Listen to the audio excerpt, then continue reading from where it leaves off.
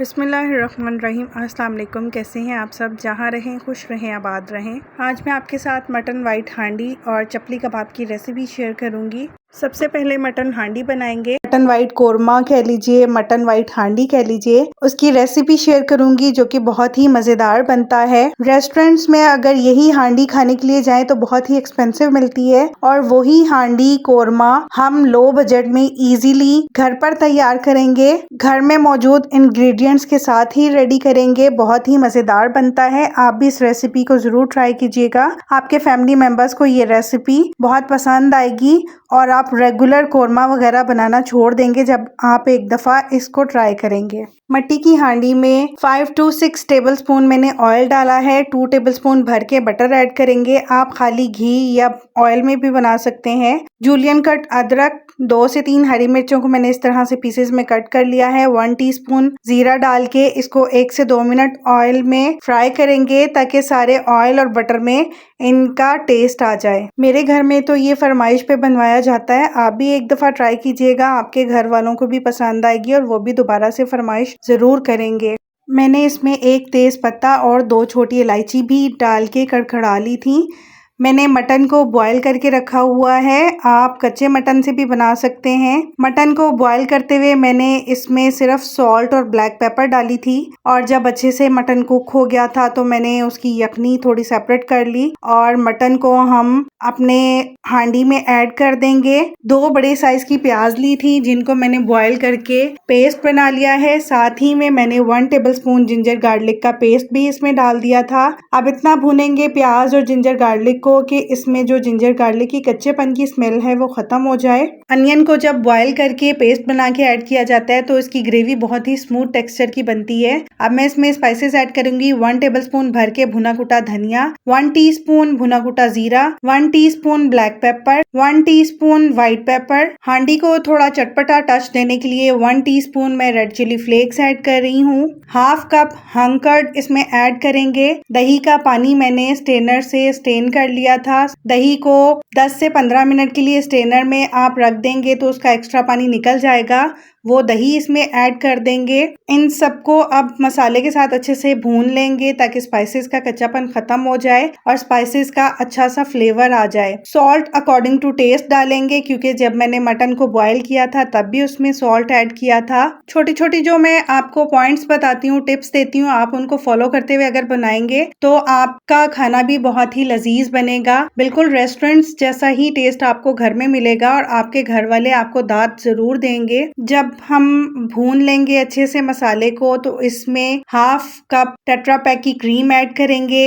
1 tablespoon भर के lemon juice add करेंगे। जूलियन कट अदरक, हरी मिर्चें और थोड़े से ड्राई नट्स ऐड करेंगे। ये ऑप्शनल है, अगर आपके पास है तो ऐड कर सकते हैं, नहीं है तो स्किप कर सकते हैं। हाफ टी स्पून गरम मसाला पाउडर ऐड करेंगे। इसमें मैंने जायफल और जावित्री को भी शामिल किया था। गरम मसाला मेरा होममेड है, आप मार्केट वाला भी गरम मसाला ऐड कर सकते हैं इसमें। ये देखिए आपको नजर आ रहा होगा कि कितनी स्मूथ टेक्सचर की ग्रेवी बनी है इसकी। अगर आपको रेसिपी अच्छी लगी हो तो लाइक कीजिएगा, कमेंट सेक्शन में अपना फीडबैक जरूर दीजिएगा, फैमिली एंड फ्रेंड्स में वीडियो को शेयर कीजिएगा। अगर अभी तक आपने मेरे चैनल को सब्सक्राइब नहीं किया तो आपसे रिक्वेस्ट है, प्लीज मेरे चैनल को सब्सक्राइब कीजिए। नोटिफिकेशन के लिए बेल आइकन जरूर प्रेस कर लीजिएगा ताकि हर रेसिपी का नोटिफिकेशन आपको मिल सके और मैं इसी तरह से रेसिपीज को इजी वे में आपके साथ शेयर कर सकूं। अगर आप भी मेरी तरह मटन को पहले बॉईल कर लेंगे तो आपने देखा कितनी झटपट रेसिपी तैयार हुई है और सिंपल से इंग्रेडिएंट्स जो घर में मौजूद होते हैं उन्हीं से मैंने इस रेसिपी को तैयार किया। बहुत ही डिलीशियस बनती है।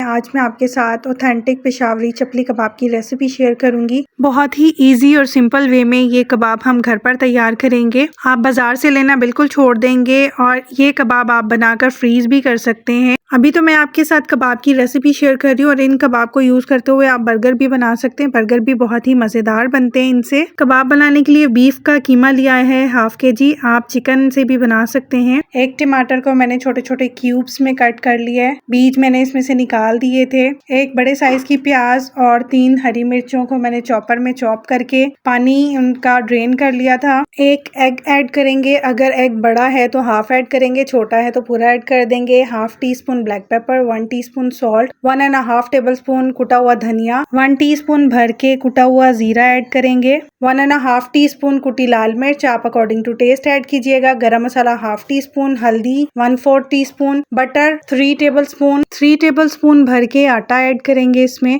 अब ये सारे स्पाइसेस मैं कीमे में ऐड कर दूंगी और इनको अच्छे से मिक्स करके हाफ एन आवर के लिए फ्रिज में रख देंगे, ताकि हम जब कबाब बनाएं तो सारे कीमे में सारे स्पाइसेस का अच्छे से टेस्ट आ चुका हो। इसको आप बना के फ्रीज भी कर सकते हैं, कच्ची फॉर्म में भी फ्रीज कर सकते हैं और कुक करके भी फ्रीज कर सकते हैं। 1 टीस्पून मैंने अनारदाना क्रश करके इसमें ऐड किया था। अनारदाना को धो लिया था, फिर ड्राई करके उसको क्रश कर लिया था, वो ऐड किया था। स्पाइसेस आप कीमे के अकॉर्डिंग देख लीजिएगा, जितना आप कीमा ले रहे हैं उसी के हिसाब से आप स्पाइसेस को कम ज्यादा कीजिएगा। मैंने चर्बी वाला कीमा लिया है, इसलिए मैंने 2 से 3 टेबलस्पून बटर ऐड किया है। अगर आपके पास बटर नहीं है तो आप घी भी ऐड कर सकते हैं। 4 टेबलस्पून इसमें आटा ऐड कर रही हूँ। आप इसमें बेसन भी ऐड कर सकते हैं, लेकिन रेगुलर जो जिसकी हम रोटी बनाते हैं वो वाला आटा मैं इसमें ऐड कर रही हूँ बाइंडिंग के लिए, क्योंकि ऑथेंटिक जो पेशावरी चपली कबाब बनते हैं उसमें आटा ही यूज किया जाता है बाइंडिंग के लिए। अगर आप इसको बारबेक्यू इफेक्ट या थोड़ा सा डिफरेंट टेस्ट देना चाहते हैं तो आप इसमें कोयले का धुआं भी दे सकते हैं और इसको स्टीम करके भी आप फ्रीज कर सकते हैं। अब आपको मैंने 2 से 3 तरीके बता दिए। इनको मज़ीद इसमें आप कोई चेंजेस करना चाहें अपने टेस्ट के हिसाब से तो वो आप कर सकते हैं। 4 से 5 मिनट के लिए इसको अच्छे से मसल के मिक्स करेंगे ताकि प्याज टमाटर सब यकजान हो जाए कीमे के साथ। आधा घंटा मैंने फ्रीजर में छोड़ दिया था और कबाब की शेप बनाने से पहले या तो आप हाथों को ग्रीस कर लीजिएगा या थोड़ा सा पानी लगा लीजिएगा ताकि कीमा आपके हाथों में चिपके नहीं। अब इस तरह से कबाब की शेप बना के भी आप इनको डायरेक्ट फ्रीजर में रख सकते हैं और जब आपने फ्राई करने हो तो आप इनको फ्राई कर सकते हैं। इसी तरह से मैं सारे कबाब्स की शेप दे लूंगी। ऑयल मैंने एक पैन में लिया है, थोड़ा ज्यादा लिया है क्योंकि आपको पता है पेशावरी चपली कबाब जब बनाए जाते हैं तो वो ज्यादा ऑयल में फ्राई किए जाते हैं। ऑयल को मैंने पहले अच्छे से गर्म कर लिया था और अब इसमें मैं कबाब ऐड कर दूंगी। तकरीबन 2 से 3 मिनट हम एक साइड से कुक होने देंगे। जब अच्छे से कबाब कुक हो जाएंगे, उस पे गोल्डन कलर आ जाएगा तो हम इसकी साइड चेंज करेंगे और इसी तरह से 2 से 3 मिनट मजीद हम दूसरी साइड से कुक करेंगे ताकि बहुत ही क्रिस्पी और मजेदार चपली कबाब तैयार हों। अगर आप कुक करके इनको फ्रीज करना चाहते हैं तो आप इनको पहले ठंडा कीजिएगा, फिर जिपलॉक बैग या एयर टाइट जार में इसको पैक करके आप फ्रीज कर सकते हैं।